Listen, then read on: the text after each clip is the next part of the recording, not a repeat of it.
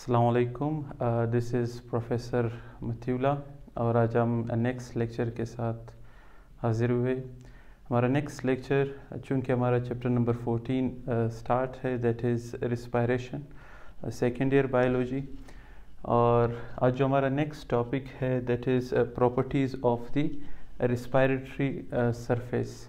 यानी उस दिन हमने बात की थी पिछले लेक्चर में कि रिस्पायरेशन और ब्रीथिंग के डिफरेंसेस के हवाले से, और फिर हमने टाइप्स ऑफ रिस्पायरेशन को भी डिस्कस किया था।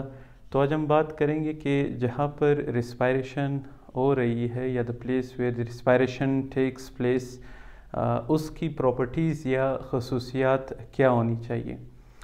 सबसे पहली प्रॉपर्टी तो ये होनी चाहिए कि दैट स्पॉट या place are the membrane should be permeable. अब परमिएबिलिटी की बात जब आ जाती है तो डायरेक्टली हमारा कंसेप्ट या जहन चला जाता है अल्वियोलर सेक या अल्वियोलाई के पास, और उसके आर पार मौजूद जो ब्लड वेसल्स है in the form of blood capillaries, हमारा जहन उस तरफ चला जाता है।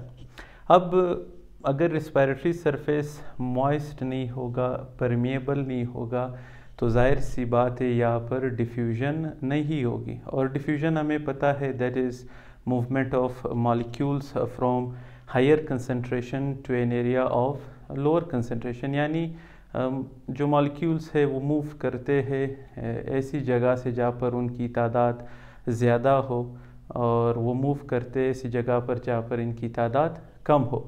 तो सपोज़ अगर हम माहौल से इनहेल करते हैं ऑक्सीजन, तो ये ऑक्सीजन के जो मॉलिक्यूल्स है, डायग्राम में आपके सामने है, ये मॉलिक्यूल्स आ जाते हैं alveolar sac, that is last part of the lung. अब जो alveoli, this is a sac like structure, detail structure हम बाद में डिस्कस करेंगे। यहाँ पर ऑक्सीजन की जो कंसंट्रेशन है वो क्या हो जाती है, इंक्रीज़ हो जाती है।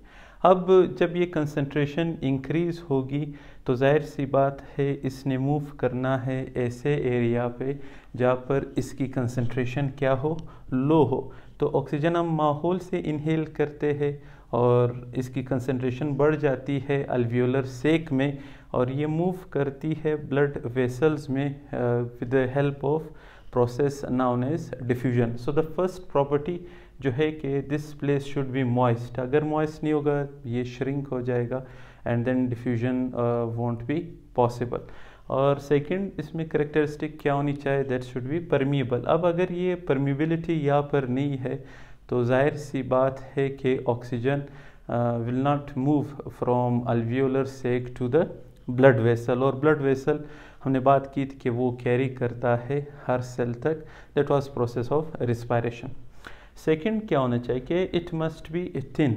अब अगर जो रिस्पायरेटरी सरफेस है दैट इज़ अल्वियोलर सेक और द ब्लड कैपिलरीज, ये थिन नहीं होंगे तो exchange of oxygen and carbon dioxide, ये दोनों जो है, चाहे कार्बन डाइऑक्साइड ब्लड वेसल से जा रहे हो टू द अल्वियोलर सेक, या ऑक्सीजन मूव कर रहे हो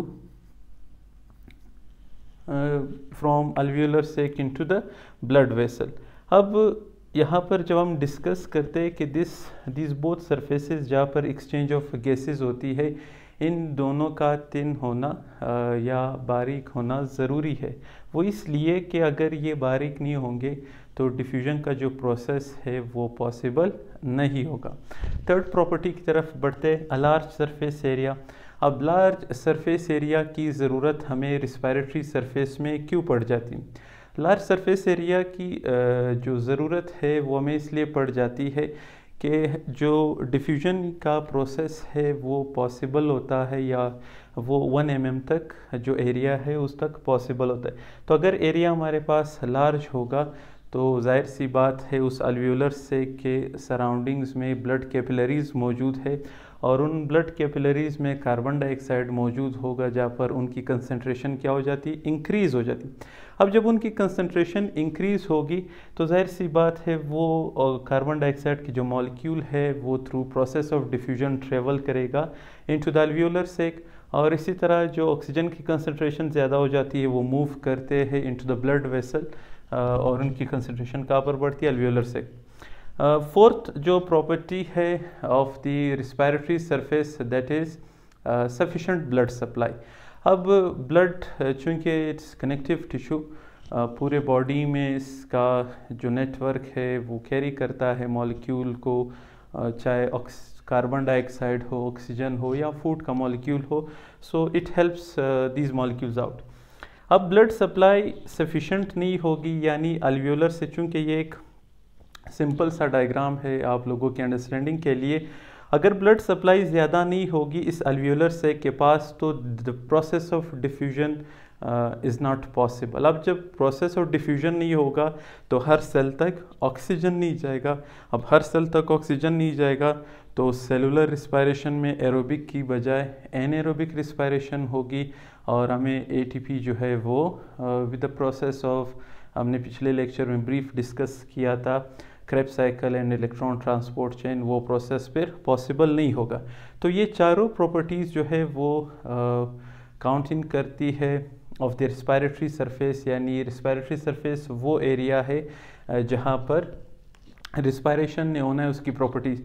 सो this is basically that area of the respiratory surface between alveolar sac and the blood capillaries, कि ये आपस में गैसेस एक्सचेंज करते, तो गैसेस एक्सचेंज करेंगे।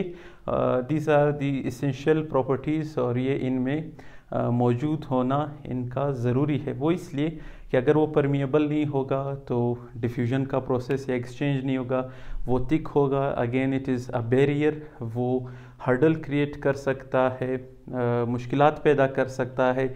इसी तरह सरफेस एरिया लार्ज नहीं होगा, again it can create hurdles. और इसी तरह ब्लड सप्लाई अगर ज़्यादा नहीं होगी, एक हद तक वो मॉडरेट नहीं होगी, सफिशेंट नहीं होगी, so then the exchange of gases that is carbon dioxide and oxygen, so इनका एक्सचेंज होना एक दूसरे के साथ from blood supply to alveolar sac, this will be impossible. So this was all about the properties of a respiratory surface. Next lecture में हम discuss करेंगे respiratory system in men. Allah Hafiz.